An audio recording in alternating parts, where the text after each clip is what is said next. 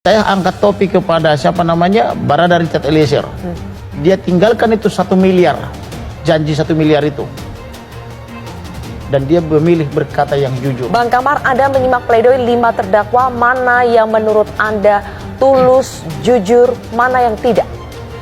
Saya melihat yang tulus itu adalah Barada Richard Eliezer melalui pledoinya. Sedangkan yang lain tidak. Alasannya, Barada Richard Eliezer itu adalah berasal daripada Kesatuan Brimob atau resimen polisi. Di sana yang berlaku itu adalah perintah komandan, karena mereka itu pasukan elitnya polisi, dan di sana tidak diajarkan untuk melawan kepada pimpinan, tapi yang diajarkan adalah kepatuhan, karena mereka itu pasukan tempur sama dengan kombatan. Di dalam kombatan, seorang prajurit tidak boleh mengatakan tidak kepada perintah pimpinan. Apabila dia melawan perintah pimpinan, itu sebenarnya melawan hukum dan dia berhak dieksekusi karena dianggap menjadi membahayakan kesatuannya. Di dunia ketentaraan juga begitu. Jadi menurut saya Barada Richard Eliezer itu adalah satu-satunya yang paling tulus di dalam membuat pledoinya, di dalam memberi keterangan. Kalau yang lain? Yang lainnya masih kepura-puraan. Misalnya apa pura-puranya? Misalnya Perdi Sambo ya. Perdi Sambo ini kan dalangnya.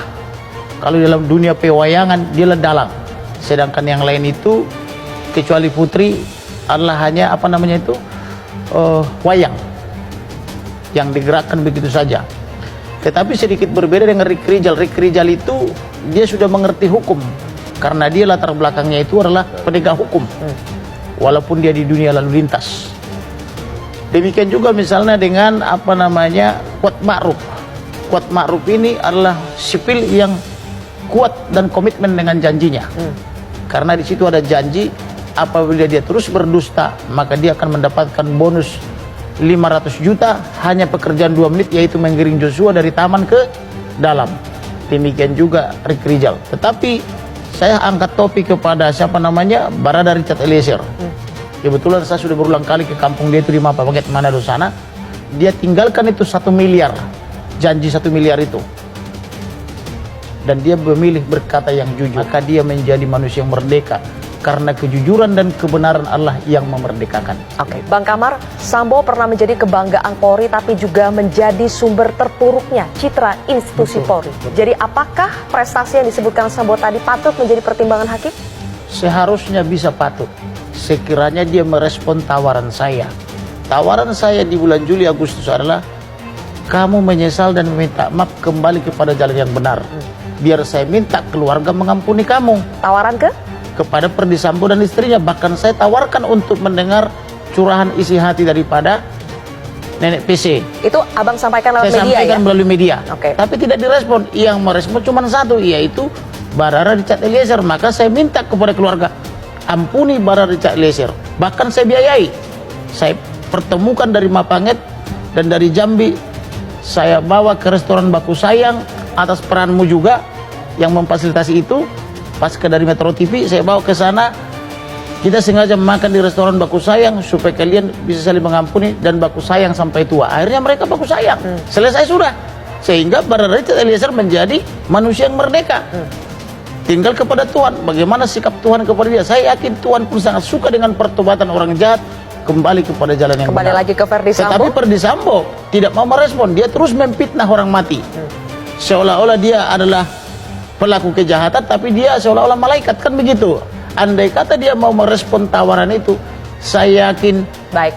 keluarga pasti mengampuni dia, dan saya akan minta keluarga untuk mengampuni. Andaikan dia menyesal dan meminta maaf. Tapi sekarang maupun jasa-jasanya itu sudah Apapun tidak ada jasa-jasa gunanya. dia, justru itu memperberat hukuman bagi dia, karena dia penegak hukum, tapi dengan sengaja melawan hukum itu sendiri. Bahasanya abang suka dapat informasi sana-sini soal gerakan bawah tanah untuk mempengaruhi vonis Sambo.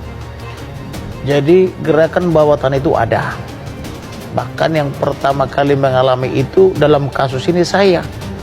Berapa banyak bintang-bintang yang datang ke kantor saya, termasuk mengatur pertemuan di luar. Bahkan menjanjikan hal-hal yang besar. Tetapi saya bilang, kami punya leluhur sampai saya tidak ada garis keturunan pengkhianat. Supaya? Karena leluhur menutupi saya itu kasus ini, pahlawan. Iya betul, supaya tidak terungkap kasus ini. Tapi saya minta luruskan dulu.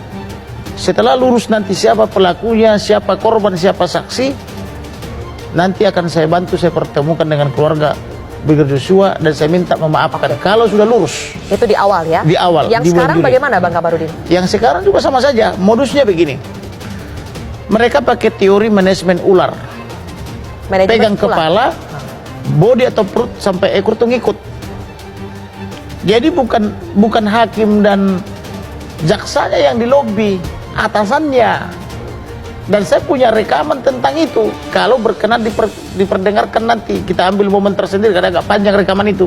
Bagaimana mereka mengkontrol negara ini melalui kepala-kepala, melalui pengusaha-pengusaha. Orang saya aja dijanjikan kok. Kalau saya datang misalnya ke satu tempat, saya dapat satu lantai gedung. Berikut dengan klin-klinnya disiapkan. Ibaratnya itu kebun sawit, tinggal metik pohonnya aja. Ada kepentingan Tinggal apa? metik Ada buahnya kepentingan aja. apa kepala ini? Ya kepentingannya adalah ada karena dia mendapatkan sesuatu, hadiah atau janji yang bertentangan dengan kewajibannya, maka dia tinggal tekan ke bawah. Dan itu lazim terjadi di kepolisian. Contoh misalnya, tidak usah berbicara Barada, bicara tentang perwira pertama soalnya. Kita bicara undang-undang, ya. Lalu datang misalnya para calon pemimpin yang lulusannya berbeda dengan yang reguler. Belum ada perintah atasan katanya. Itu undang-undang pasti kalah dengan perintah atasan. Dan saya sering ungkap itu. Jadi jangankan dia berbeda pangkat, ini setara pangkatnya. Tapi yang satu reguler, yang satu lulusan akademi. Oke, baik. Ketika yang lulusan reguler mengatakan udah sesuai undang-undang, tetapi datang yang satu yang lulusan akademi mengatakan belum ada perintah pimpinan. Baik. Itu gagal rencana itu. Artinya begitu kuatnya relasi kuasa. Apalagi kalau kita berbandingkan misalnya, Ya. Brigjen aja satu letting di bawah, satu tingkat di bawah dari Perdisambo tidak berani melawan kok. Para kader tidak berani melawan. Apa mungkin kalau Brigjen sana tidak berani melawan Irjen, kemudian para kombes tidak berani melawan Irjen? Apa mungkin Barada Ya. bisa berani melawan perintah? Baik. Nah, ini kaitannya dengan untuk memahami ini kaitannya kan pasal 48 KUH pidana, yaitu daya paksa, dan pasal 51 yaitu relasi kuasa. Itu ada perintah jabatan di situ.